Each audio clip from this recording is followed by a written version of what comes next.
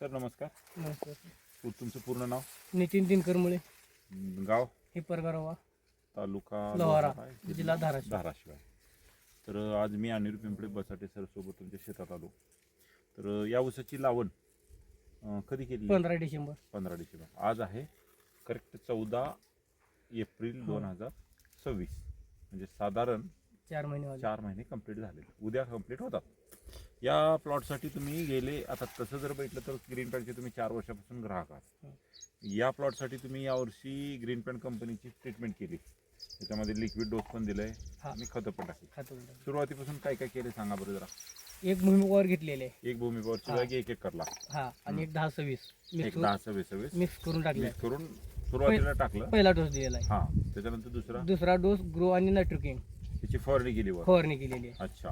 त्याच्यानंतर तिसऱ्यांदा प्रीमियम हा आपला प्रीमियम हा आणि टाक गुळ ही ड्रिचिंग केली आहे. ड्रिचिंग केली. हा हा, नंतर पुन्हा एक भूमी पॉवर 3 महिन्यानंतर एक भूमी पॉवर, ग्रीन पॅन कंपनीचा प्रोम आणि ग्रीन पॅन कंपनीचा पोटॅश असा डोस झालाय. आणि नायट्रोकिंग आणि ग्रो आणि ट्रेसआउट झाले.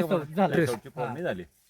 आता हे जे सगळं केलंय तुम्ही ते वापरलं, हे खतं असं आता परवा मिक्स करून तुम्ही वापरलेलं आहे, बरोबर आहे ना? याच्यामध्ये आता भूमी पॉवर बी आहे, पोटॅश आहे आणि प्रोम सुद्धा आहे. यावेळेस कसलं जर रासायनिक याच्यामध्ये टाकलं नाही, सुरुवातीला एकदा टाकलेलं आहे. फक्त 6 किलो सर एरिया वापरला अख्ख्या 1.5 एकरला. अख्ख्या 1.5 एकर 6 किलो, ती पण वल्लाच्या ह्याच्यानं आग्रह करा. तर हे जे वापर केलाय याचा नेमकं प्लॉटला फायदा काय झाला? फायदा सर म्हणजे आपल्याला ऊसाचं म्हणजे 4 महिन्यात आता सध्या बघायला गेलं तर आमच्या गावात ह्या कंडिशनचा ऊस पण नाही, कुणाकडे नाही. येऊन चाललेत गावातली लोक, बघून चालले, त्यांनी खताला मागं लागली सध्या कंडिशनला. बघू मागा लागले ती येऊन पण, म्हणजे येऊन गेलेत, बघून पण गेलेत बरेच जण.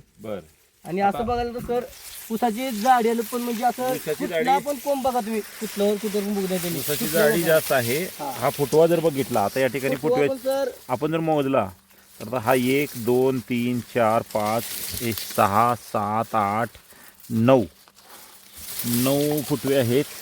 इकडं पण तसेच आहे. आता कांडीला सुद्धा लागलाय बघा, ऊस कांडी धरून लागली.